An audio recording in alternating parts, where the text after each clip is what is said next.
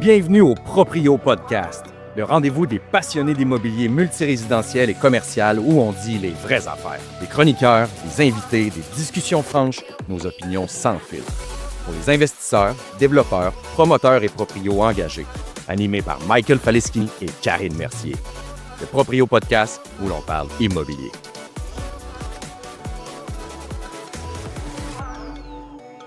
Bonjour tout le monde, bienvenue à un autre épisode du Proprio Podcast, un podcast dédié pour les investisseurs, les promoteurs, les développeurs immobiliers, où on parle d'investissement immobilier, de prospection, de toutes sortes de sujets.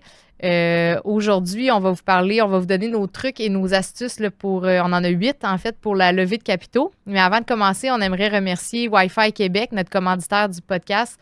Wi-Fi Québec qui est un distributeur d'Internet, donc ils ont leur propre connectivité. Ils fournissent Internet là, pour les propriétaires multirésidentiels. Donc, merci là, à Wi-Fi Québec. Salut Mike, comment ça va? Salut Karine, ça va super bien, toi? Oui, merci, ça va bien. Good. Aujourd'hui, je pense que tu avais hâte quand même de venir nous parler de trucs et astuces. Là. On en a soulevé 8 là, pour la levée de capitaux. Une façon d'attirer aussi les investisseurs, de pouvoir trouver des fonds. Exactement. Exactement. En fait, nous autres, pendant plusieurs années, on a acquis des immeubles seuls et en partenariat, mais avec nos propres fonds. Puis après quelques années, on s'est rendu compte, de par notre position puis notre modèle d'affaires, qu'on avait accès à beaucoup d'opportunités d'acquisition, mais qu'on était limité par nos apports, là, nos propres fonds.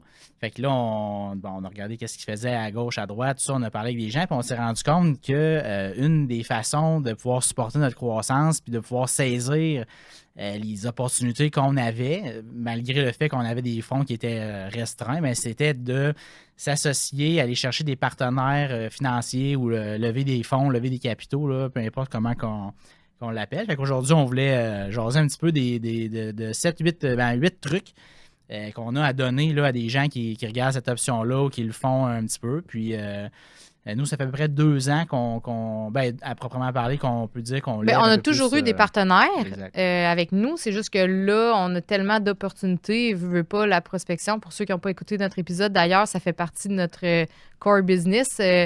Donc, c'est sûr que des opportunités, on en a beaucoup. On n'était pas capable de suivre la cadence si on voulait investir dans toutes ces... donc, ça fait à peu près 2 ans qu'on s'est retiré de mettre des fonds, mais on embarque dans les opportunités qu'on a. On a des partenaires dans nos projets qui nous ont suivis là, dans cette formule-là, en fait. Là. Puis maintenant, c'est tous nos investisseurs, nos partenaires avec nous financiers qui sont passifs dans les projets. Ils embarquent, ils ont des parts dans nos projets, ils amènent les fonds, nous, on s'occupe du reste. Fait que c'était un peu pour donner les trucs à tout notre auditoire, à ceux qui sont dans le marché comme nous, qui vont chercher des opportunités puis qui ne savent pas trop comment les acquérir parce qu'ils manquent de fonds ou ils n'ont pas les gens autour d'eux. Exact. Puis, tu sais, on se fait souvent vendre l'idée, on entend un petit peu là, dans différentes écoles de pensée ou de formation, tu sais, trouve le deal, puis l'argent va suivre. Là, tu vas trouver les fonds après, mais tu sais, c'est pas si simpliste que ça. Il a trouvé le deal, puis trouver les fonds pour l'acquérir, mais entre les deux, il y a un monde. Ouais, c'est ça. Fait que c'est de ça qu'on veut jaser un petit peu, puis c'est pas mal ça. Ouais. Vas-y, commence avec le premier truc, démontrer un track record. Ben c'est ça, tu sais. Fait que premier truc, démontrer track record, c'est dans le sens où nous, on a fait plusieurs acquisitions avant d'arriver avec ce modèle-là. Fait que, tu sais, c'est pas du jour au lendemain qu'on peut arriver puis, tu sais, démontrer à un partenaire financier ou un investisseur, hey, viens, tu sais, de moi 300 000, on fait une acquisition. Mais, tu sais, il faut être capable de démontrer à ces gens-là qu'on sait qu'est-ce qu'on fait. Puis, la meilleure façon de le faire, c'est quoi? C'est de démontrer les acquisitions qu'on a faites dans le passé. Peu importe qu'on les ait faites avec des investisseurs ou juste par nous-mêmes. Ça dépend du parcours, mais d'être capable de démontrer qu'on l'a déjà fait. Puis c'est sûr qu'il faut quand même commencer quelque part. Fait que si on n'a vraiment pas de fonds, mais il faut quand même, ça va être plus difficile d'aller chercher les investisseurs. Des fois, ça va être juste que les conditions vont être moins bonnes pour la personne qui a l'opportunité, dans le sens où si c'est ta première fois, mais que tu sais que c'est une bonne opportunité, il y a quand même moyen d'aller trouver des fonds. Il y a des partenaires qui veulent embarquer avec des gens qui débutent. C'est juste que tu vas avoir des moins grosses parts, tu vas peut-être devoir t'occuper de plus des tâches de gestion de façon gratuite. C'est sûr qu'il va falloir que commettre un peu plus pour démontrer que tu es capable après de pousser la machine. Mais il y a moyen de commencer comme ça quand même si tu n'as pas de fonds ou que tu n'as pas du love money, des gens de ta famille qui sont capables de t'avancer des fonds. Il y a moyen de le faire pareil. Là. Ben c'est ça. Ben, en fait, c'est un autre bon point que tu amènes, d'être un petit peu moins greedy là, au départ, d'exiger moins. Je pense que c'est nécessaire. L'important, c'est de commencer à investir. Fait que, même si on donne un peu plus, c'est correct. On veut justement bâtir un track record qu'on est capable de démontrer aux investisseurs. Puis ça permet d'inspirer confiance puis d'embarquer dans le marché. Exactement. Puis surtout, ça démontre à l'investisseur qu'on sait qu'est-ce qu'on fait. Puis on est capable de dire, OK, on a acheté tel immeuble à tel prix, on a fait telle chose pour optimiser, on a retiré tel rendement. Fait que à ce moment-là, je pense qu'on est capable de démontrer... c'est ça. Puis plus tu grossis ton track record, plus tu montres que les opportunités que tu as amenées, tu les as optimisées, leur financement était là, l'investisseur a retrouvé ses mises de fonds, etc. Bien, après ça, plus tu es capable d'aller chercher des parts dans tes opportunités, de mettre un peu plus tes conditions à toi. Là, exactement. Puis que ce soit par un site web où on voit les propriétés ou un document qu'on envoie, mais tu sais, je pense que le premier truc, c'est de commencer à se bâtir un track record au sens figuré, au sens propre, là, dans le sens de faire des acquisitions, puis d'être capable de le démontrer aussi sur papier, en guillemets, là, ou sur un site web, ou peu importe le véhicule. Là. Deuxième truc qu'on voulait jaser avec vous autres, c'est que, tu sais, dans le fond, d'avoir une structure administrative, d'être capable de mettre de l'avant soit, tu sais, dans notre cas, c'est qu'on a une entreprise de gestion. Donc, nous, on gère à peu près 1500 portes à travers la ville de Québec. Donc, on a une structure administrative autour de ça. Fait qu'on est capable, c'est ce qu'on offre dans le fond à nos investisseurs, à nos partenaires, c'est de faire des acquisitions, mais ensuite de pouvoir les gérer. Nous, c'est la gestion, mais si ça peut être quelqu'un qui a une business de courtage immobilier, de courtage hypothécaire, qui ont d'avoir un accès dans le marché, puis une structure administrative. Donc, mettons, je prends un exemple. Quelqu'un qui a une équipe de courtiers immobiliers, ben, il va avoir des adjoints, des adjointes, des courtiers. Fait que, ils sont capables d'aller offrir une structure administrative à leurs investisseurs. Même chose si votre domaine, c'est la construction, qu'est-ce qu'on amène de l'avant.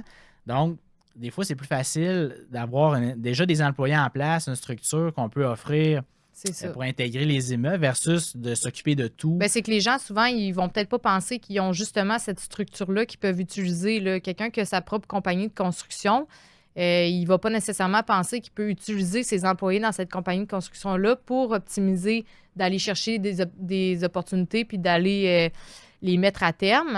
Fait que, dans le fond, c'est quand même un bon conseil parce qu'il y en a quand même beaucoup qui ont des petites entreprises, des petites PME. Mais utilisez-les pour pouvoir aller chercher ces opportunités-là puis les gérer par la suite. Exactement. Puis, encore une fois, il faut commencer quelque part. Donc, si on n'a pas une entreprise avec plusieurs employés, ce qu'on dit, c'est pas on le fait pas. C'est plus d'avoir un thinking de peut-être que d'aller dans une sphère comme le courtage, la construction. Le but aussi là-dedans, c'est de démontrer qu'on a un avantage concurrentiel.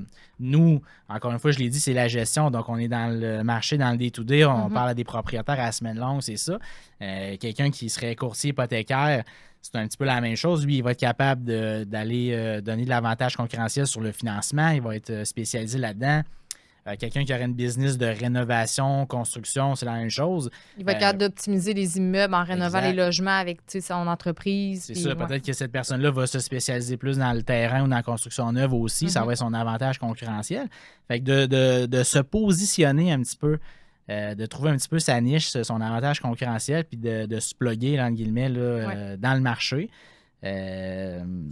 Puis, c'est ça, le but étant aussi de démontrer que c'est pas un one-man show, là, que tu fais pas ça tout seul dans ton sous-sol, d'être capable de montrer qu'il y a une structure, encore une fois, administrative pour pouvoir accueillir tout ça, puis d'être capable de démontrer qu'on peut faire de la croissance, puis qu'on ne sera pas, après 2-3 acquisitions, submergé à devoir tout gérer tout seul dans son coin. Ouais, ça, c'est rassurant aussi. Là.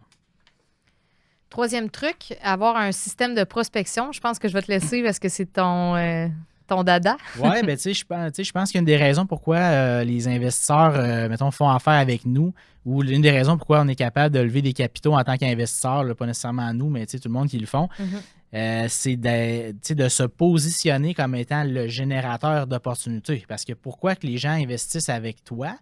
C'est parce que tu amènes une opportunité. S'il n'y a pas d'opportunité, il n'y a pas de deal qui se fait, il n'y a pas d'acquisition. Fait que, c'est sûr que de mettre en place un système de prospection et d'être fort là-dessus, c'est ça qui fait aussi un avantage. On parlait tantôt d'avantage concurrentiel, mais ça en est un autre. Si on n'achète que des immeubles qui sont affichés sur Centris, exemple, pas que c'est pas correct, mais à un moment donné, l'investisseur va peut-être dire je vais l'acheter moi-même, cet immeuble-là, puis je confierai au pire. Parce qu'il y en a sur Centris qui peuvent être bons. Là, quand ça fait 1 an que l'immeuble est sur Centris, tu peux rappeler l'eau balée un petit peu, puis.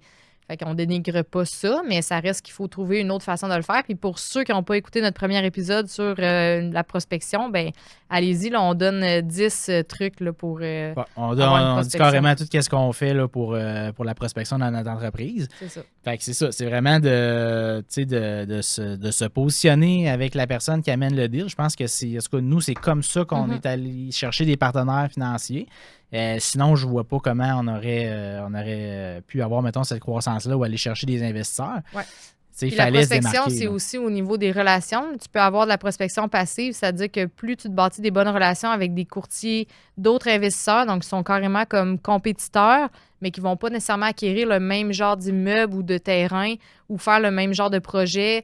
Tous des contacts là, que tu bâtis des relations, ces gens-là, ils peuvent t'amener des opportunités. S'ils voient quelque chose passer, qu'ils savent que toi, tu acquéris, mettons, exemple, entre 6 et 12 logements, c'est ça ton core, ils vont te le refiler, là, tu sais. Fait que c'est important d'aller chercher des bonnes relations, puis de continuer toujours de mettre à jour, puis de tenir au courant les gens, qu'est-ce que tu fais, qu'est-ce que tu recherches. Comme ça, ils vont penser à toi quand ils vont voir quelque chose passer. Là. Exact.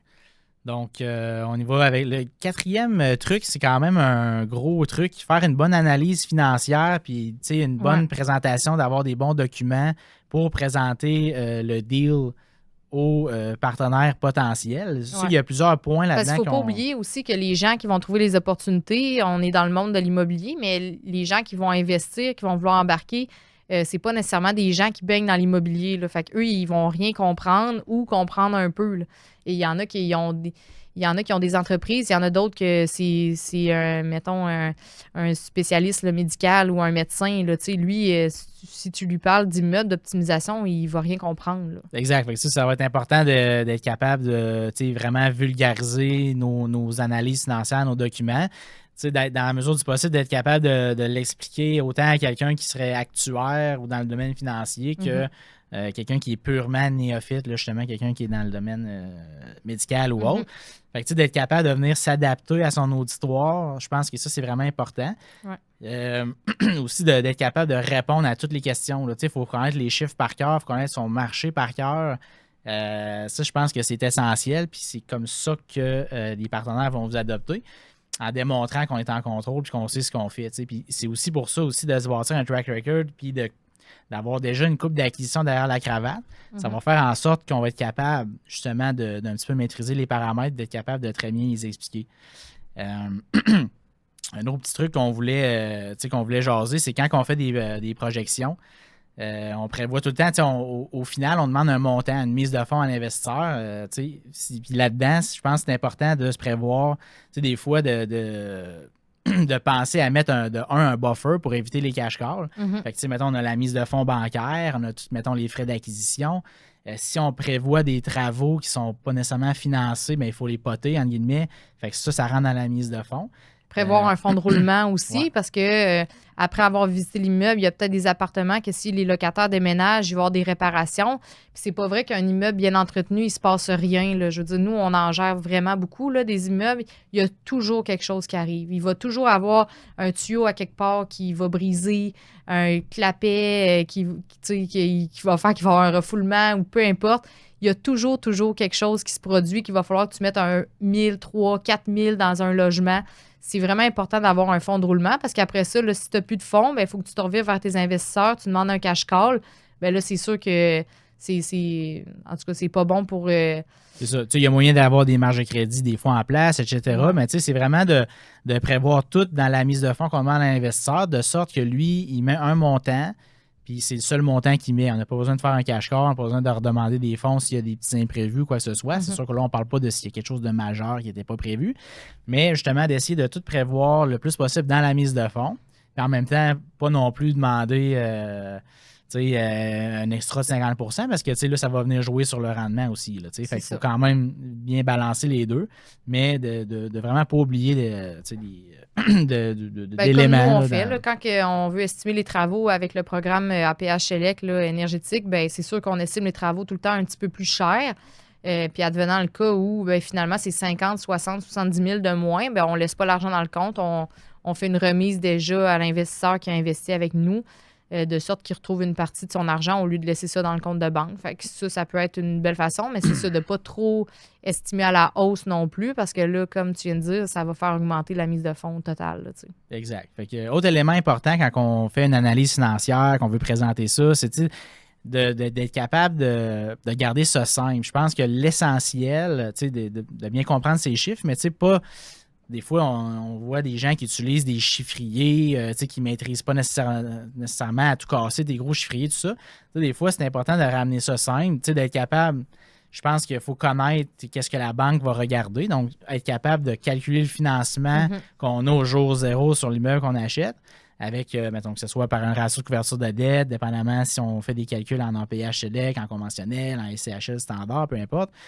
D'être capable de calculer le financement qu'on a en date d'aujourd'hui. Ensuite de ça, le financement qu'on va être capable d'aller chercher dans 1 an, 2 ans, 3 ans, 5 ans, au moment de du take-out. C'est ça, tu sais. Fait que de garder ça simple, de calculer le financement aujourd'hui, calculer avec la valeur potentielle de financement qu'on peut aller chercher.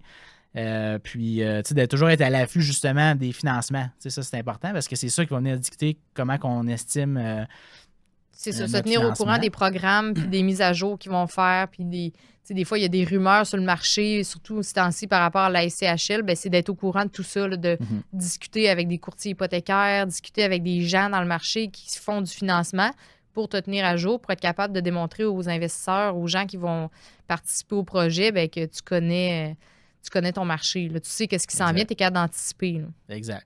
Puis au-delà de calculer les chiffres là, de rentabilité, revenus moins dépenses, moins l'hypothèque qui donne le cash flow, d'être capable d'expliquer et de voir c'est quoi le plan de match, de savoir il est où le potentiel de l'immeuble, comment on va aller augmenter la valeur, comment on va refinancer.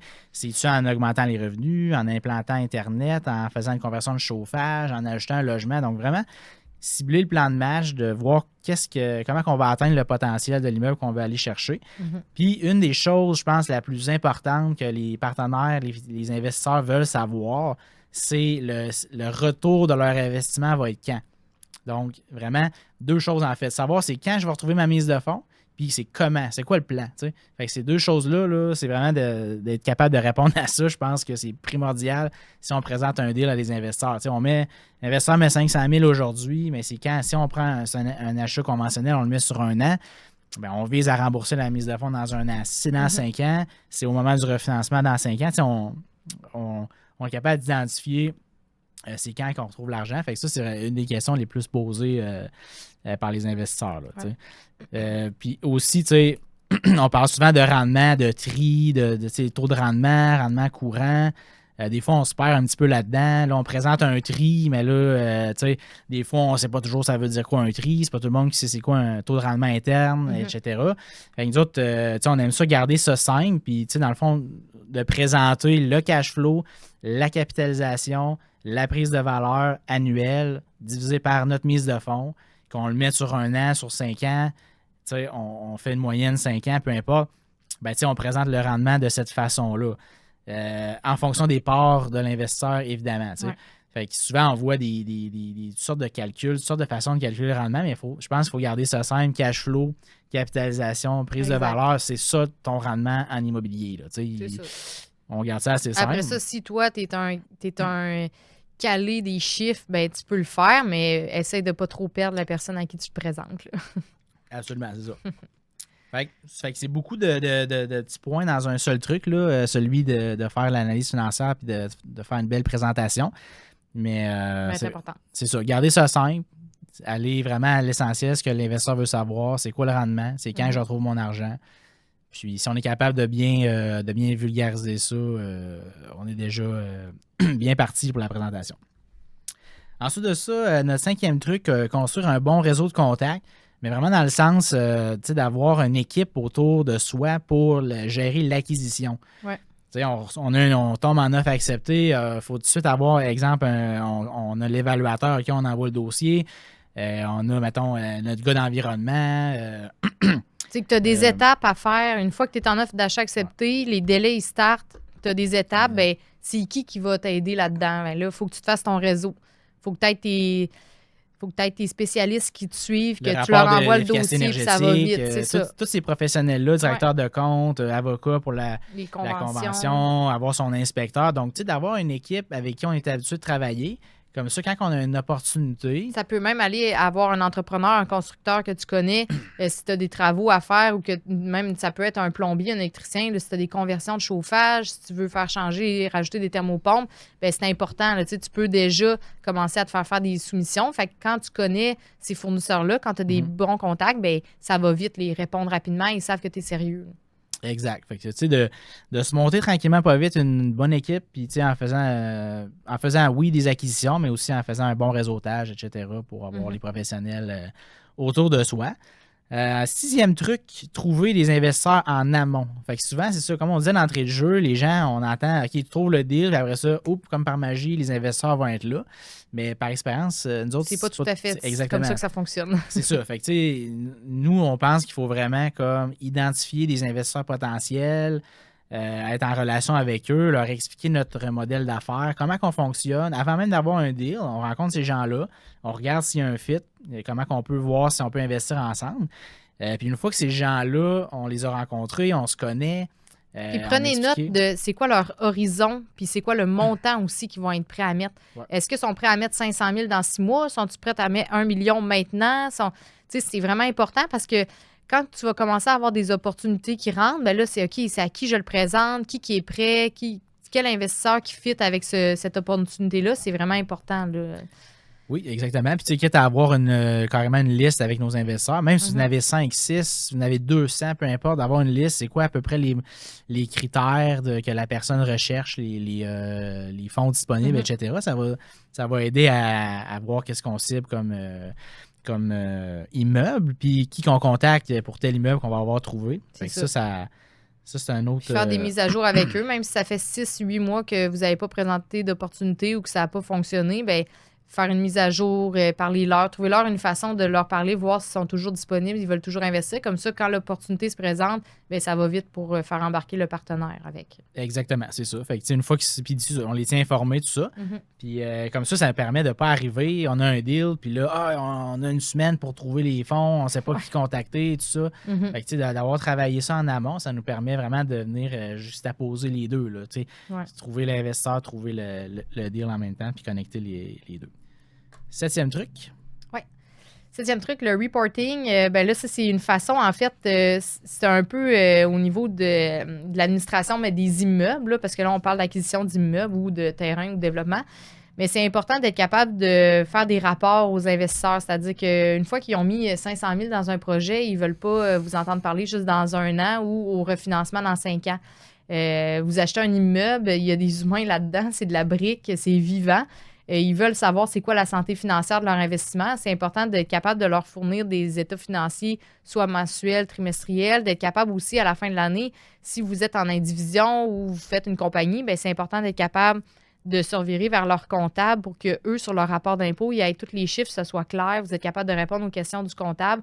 Fait que c'est important d'avoir une certaine structure, soit un logiciel. C'est sûr que ceux qui commencent vont souvent être sur Excel ou un petit logiciel pas cher, mais plus on grossit, plus c'est important d'avoir une meilleure structure, puis même au pire d'être associé avec une technicienne comptable ou de payer quelqu'un qui est capable de le faire pour vous si c'est pas votre tasse de thé. D'où l'avantage qu'on disait d'entrée de jeu d'avoir une équipe administrative. Ouais. C'est là justement que ça va devenir vraiment pertinent. Puis c'est beaucoup aussi en opération, une fois qu'on a acquis l'immeuble, de faire un bon reporting, mais même en cours d'achat, d'établir c'est quoi les prochaines étapes. les délais, on a tant de jours pour faire les inspections, les visites, etc. On est rendu où? OK, là, c'est le financement. D'avoir un bon reporting de ça aux investisseurs, ça les sécurise aussi, même avant de faire l'acquisition au notaire. Là, c'est ça, exactement. Puis quand vient le temps de fixer la date pour le notaire, de voir avec eux puis de prévoir leur sortie de fonds. Là. Il y a beaucoup des investisseurs qui prennent des collatérales sur leur placement. Il faut qu'ils retirent des montants d'argent ailleurs, etc. C'est de les tenir informés pour qu'ils soient prêts quand vient le temps de passer chez le notaire, une couple de jours avant, d'être capable de sortir les fonds. Là. Yes. Dernier truc, quand même très important, là, c'est de bien se structurer légalement. C'est sûr que là, ici, ça ne fait pas l'objet de l'épisode, mais il y a plusieurs règles à respecter en lien avec l'AMF. On ne peut pas faire ce qu'on veut en termes de solliciter les investisseurs. Donc, il faut vraiment faire attention à ça. Puis nous, on n'est pas des avocats spécialisés avec l'AMF. On ne donne pas de conseils juridiques, exact. rien, mais c'est important, on sait quand même qu'il faut faire attention. C'est important de faire ces vérifications avec un avocat, de voir de quelle façon on va approcher des gens. C'est-tu des gens qu'on est déjà en relation avec eux? On veut-tu faire de la sollicitation? Mais tout ce volet-là, c'est important de se baquer à ce niveau-là puis de consulter un avocat. Parce que nous, tous les trucs qu'on donne en lien avec ça, avant de commencer à solliciter, il faut faire attention qu'est-ce qu'on a le droit de faire, qu'est-ce qu'on n'a pas le droit de faire. Nous, on n'est pas les spécialistes là-dedans. Nous, on a fait nos consultations pour notre modèle, etc. Mais c'est important de bien se baquer à ce niveau-là pour ne pas faire n'importe quoi puis de commencer à solliciter monsieur, madame, tout le monde. Évidemment, d'avoir des bonnes conventions d'actionnaires, conventions d'indivision, peu importe c'est quoi le véhicule, ça, c'est primordial. Même les envoyer à l'avance aux investisseurs, ça peut être bien. Donc, on voit exactement dans quoi qu'on s'embarque, c'est quoi le deal, c'est quoi les clauses. Ça me fait penser que nous, ce qu'on fait aussi, là, ça fait un peu partie de ce truc-là, c'est que quand on a un investisseur, un partenaire financier qui veut embarquer avec nous dans un projet, on y fait signer un commitment là, avec son montant d'argent. On s'assure qu'en faisant ça, il va avoir les fonds rendus chez le notaire. Il sait qu'il va avoir exactement ce montant-là à débourser. Avec une marge de plus ou moins 5 % de mémoire. Là, mais fait que vous pouvez aussi préparer un genre de petit document comme ça là, pour votre partenaire financier. C'est ça, puis ça peut être aussi un échéancier. Là, une fois qu'on a levé les conditions, une fois qu'on a fait la visite, l'investisseur doit débourser tel montant, mettons 40 % de la mise de fonds totale. Puis ça peut être ça aussi là, à la discrétion de chacun. Et ça permet aussi effectivement d'attacher l'investisseur pour pas que, parce que ça prend à un moment donné quelque chose de tangible aussi pour être sûr qu'on ne se retrouve pas bredouille avec notre offre d'achat. Là, puis, exact. Puis on l'intègre à l'offre d'achat aussi. Oui, c'est ça. Tout dépendamment, encore une fois, des modèles. Là. Donc, en conclusion, on répète nos 8 trucs. Démontrer un track record, avoir une bonne structure administrative pour pouvoir gérer tout ça. Avoir un bon système de prospection, donc se positionner comme étant le générateur d'opportunités, faire une bonne analyse financière avec des documents de présentation qui sont solides, construire un bon réseau de contacts pour nous accompagner lors des transactions puis aussi durant la détention de l'immeuble par la suite. Trouver des investisseurs en amont et pas penser qu'on va... Dès qu'on va avoir le deal, il va y avoir des investisseurs qui vont sortir de partout. Il faut vraiment faire ce travail-là en parallèle et en amont. De faire un bon reporting, envoyer les états financiers, faire un bon suivi pour que les investisseurs soient toujours au courant, d'avoir le plus de transparence possible à ce niveau-là. Et de bien se structurer légalement, notamment avec les conventions, mais aussi avec tout ce qui est les règles en lien avec l'AMF pour ce qui est de la sollicitation des investisseurs. Exact. Mais en conclusion aussi, le plus important à travers tout ça, je pense que c'est vraiment l'opportunité de trouver l'opportunité d'achat. Tout ce qu'on a dit, c'est super important, mais ça reste que s'il n'y a pas d'opportunité, il n'y a pas de deal, il n'y a pas d'investissement. Donc, c'est vraiment la base, mais il faut quand même travailler tout le reste en parallèle, je dirais. Oui, exact. Bon, merci à tous d'avoir écouté notre autre épisode. Puis, vous pouvez nous écouter là, sur Balados, Apple Podcasts, YouTube aussi. Là, on a notre chaîne YouTube. Good, merci beaucoup, Karine. Merci. Salut. Salut.